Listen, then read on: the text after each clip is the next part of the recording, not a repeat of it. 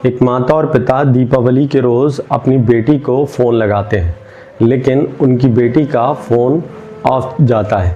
इस बीच माता और पिता अपने दामाद को फ़ोन लगाते हैं, लेकिन दामाद का फ़ोन भी ऑफ जाता है। बेटी 6 महीने की प्रेग्नेंट थी। घर वाले लगातार फ़ोन कर रहे थे, लेकिन उनका नंबर ऑफ जा रहा था। परिवार वाले परेशान थे कि आखिर बेटी का नंबर बंद क्यों जा रहा है। इस बीच घर वाले आपस में बातें करते हैं कि हो सकता है फ़ोन चार्जिंग पर लगाना भूल गए हों या फिर रिचार्ज ख़त्म हो गया हो। ऐसे ही बातें करते करते दिन बीत जाता है। अगले दिन सुबह परिवार उनसे संपर्क करने की कोशिश करता है। वो बेटी की ससुराल में फिर से फ़ोन लगाता, लेकिन नंबर अब भी ऑफ जा रहा था। वो परिवार के अन्य सदस्यों को फ़ोन करता है, लेकिन बेटी और दामाद से बात नहीं हो पाती। परिवार के अन्य सदस्य लगातार उनसे बहाना बना रहे थे। बेटी की ससुराल में लगातार फ़ोन कर रहे थे, लेकिन उनसे बहाना बनाया जा रहा था। आखिर क्या वजह थी, उनसे क्या चीज़ छिपाई जा रही थी? क्या वो लोग किसी हादसे का शिकार हुए थे या कोई अन्य वजह थी? नमस्कार, आदाब, मेरा नाम है मुनीब जैदी और आप देख रहे हैं रियल फाइल। रियल फाइल की आज की ख़ास पेशकश में आज की कहानी है गुजरात के जूनागढ़ की। 19 अक्टूबर 2025 छोटी दीपावली का पर्व था। एक माँ बिहार के खगड़िया में बैठी अपनी बेटी को फ़ोन लगा रही थी, लेकिन बेटी का फ़ोन लगातार ऑफ जा रहा था। इसके बाद माँ परेशान हो जाती है। वो कहती है बेटी से लगातार बात होती रहती है। ऐसा कोई दिन नहीं होता जिस दिन बेटी माँ का हालचाल ना पूछे। इस बीच वो अपने पति के पास जाती है। वो कहती है कि मैं लगातार अपनी बेटी को फ़ोन कर रही हूँ और फ़ोन नहीं उठ रहा है, नंबर स्विच ऑफ जा रहा है। पति भी कहते हैं कि मैं कोशिश करता हूँ फ़ोन लगाने की, तुम अपने काम करो। इस बीच महिला का पति अपनी बेटी को फ़ोन लगाने लगता है, लेकिन नंबर ऑफ जाता है। महिला का पति आकर कहता है कि बेटी का फ़ोन ऑफ जा रहा है। वो कहती है कि अपने दामाद को फ़ोन करिए। महिला का पति अपने दामाद को फ़ोन लगाता है, लेकिन दामाद का नंबर भी ऑफ जाता है। दोनों बातें करते हैं कि हो सकता है नंबर ऑफ हो गया हो। त्योहार का दिन है, सब लोग काम में व्यस्त होंगे, इसलिए हो सकता है नंबर ऑफ हो गया। परिवार के किसी अन्य सदस्य को फ़ोन लगाएं और उनसे पता करें कि आखिर वो लोग कहाँ व्यस्त हैं। छोटे भाई को फ़ोन लगाया जाता है, उससे बात की जाती है। महिला का पति कहता है कि बेटा, मैं घर में तुम्हारे भाई को फ़ोन लगा रहा हूँ, ना तुम्हारा भाई फ़ोन उठा रहा है ना मेरी बेटी। वो कहता है अंकल, सब त्यौहार में बिज़ी हैं इस समय, हो सकता है बाद में मैं फ़ोन करूं, मैं भी बाहर हूं। ये बात कहकर अगला दिन आ जाता है। वो कहते हैं कि हम लगातार 2 दिन से फ़ोन कर रहे हैं, लेकिन फ़ोन नहीं उठ रहा है। इस बीच वो फिर से संपर्क करते हैं उसके छोटे भाई से। वे कहते हैं कि दामाद का फ़ोन आज भी नहीं उठ रहा है, ना ही मेरी बेटी का नंबर खुला है। वो कहता है अंकल, सब बिज़ी हैं, बाद में बात करता हूँ। लेकिन उस बीच अंकल कहते हैं नहीं बेटा, तुम अपनी माँ से मेरी बात करा दो। तब वो उसकी माँ यानी अपनी समधन से बात करते हैं। समधन कहती हैं कि मैं क्या बताऊँ। वो रोकर कहने लगती हैं उस दिन 20 अक्टूबर थी, बड़ी दीपावली थी। बेटा और बहू बाहर से काम से गए थे। इस बीच सड़क हादसा हो जाता है। सड़क हादसे में दोनों की मौत हो जाती है। ये कहकर माँ रोने लगती है। बेटी का नाम कंचन होता है। कंचन से लगातार उनके माँ बाप बात करते थे। कंचन 6 महीने की प्रेग्नेंट थी, लेकिन उस दौरान कंचन ने बात करना बंद कर दिया था और कंचन का मोबाइल भी ऑफ जा रहा था। उसके बाद कंचन की सास ने जो खबर दी थी, तो घर वालों के पैरों तले ज़मीन खिसक गई थी। वो कहते हैं कि यह हादसा किस दिन हुआ, किस दिन सड़क हादसे में उनकी मौत हुई, आपने हमें क्यों नहीं बताया। वो रोकर कहती है कि हम बताना नहीं चाहते थे, क्योंकि जितना दर्द हमें है उससे दुगना दर्द आपको होगा, क्योंकि आपकी बेटी प्रेग्नेंट थी। इसी बीच वो कहते हैं कि जिस दिन ये सड़क हादसा हुआ होगा, उस दिन किसी समाचार पत्र में या फिर किसी वीडियो के ज़रिए कुछ तो उनका होगा, जिनको देखकर हम तसल्ली कर लें। हम अपने बेटी और दामाद को देखना चाहते हैं।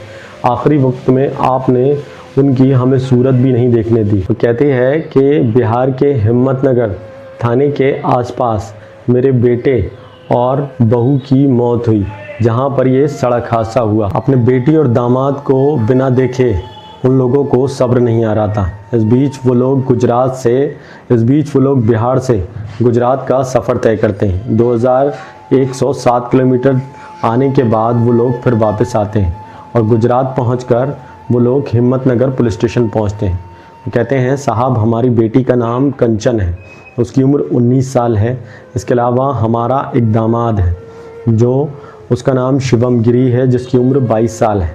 वो दोनों हिम्मतनगर पुलिस स्टेशन के पास से जा रहे थे। यहाँ पर हमें बताया गया कि सड़क हादसा हुआ और सड़क हादसे में उन दोनों की मौत हो गई। पुलिस वाले रिकॉर्ड खंगालते हैं लेकिन रिकॉर्ड में ऐसा कुछ नहीं मिलता। कंचन के माता पिता पुलिस स्टेशन पहुँचते हैं और वो कहते हैं कि लगातार हम अपने बेटी और दामाद को खोज रहे हैं, लेकिन परिवार वाले कुछ न कुछ हमसे छिपा रहे हैं। वो कहते हैं कि कभी बेटी और दामाद की आपकी सड़क हादसे में मौत हो गई, तो वो कभी कहते हैं कि वो आपसे बात नहीं करना चाहते।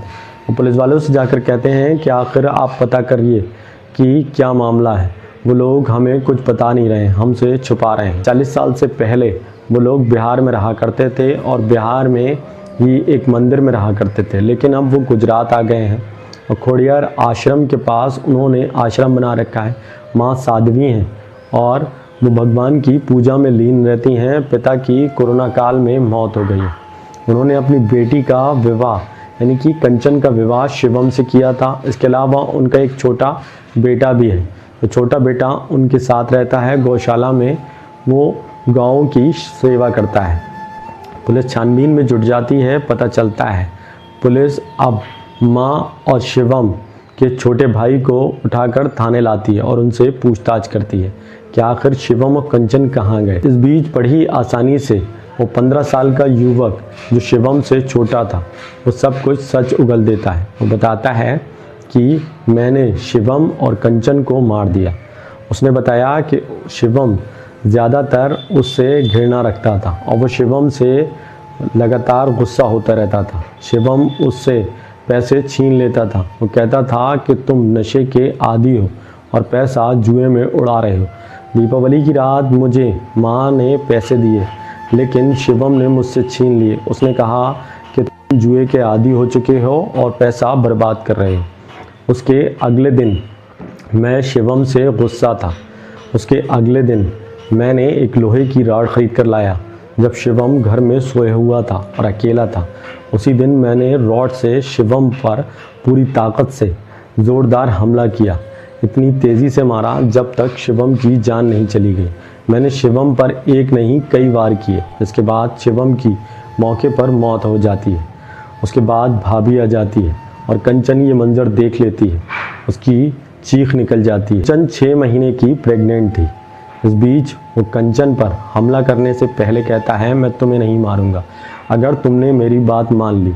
कंचन भी खामोश खड़ी थी। वो कहता है कि तुम अपने तन से सारे कपड़े उतार दो, मैं कुछ नहीं करूंगा। इस बीच कंचन अपने सारे कपड़े उतार देती है और देवर उसके साथ शारीरिक संबंध बनाता है। उसके बाद वो कंचन को वहीं ख़त्म कर देता है। वो कंचन पर इतनी तेज़ी से पेट पर कूदता है कि गर्भ में पल रहा बच्चा बाहर हो जाता है और उसके बाद कंचन का कसकर गला दबा देता है।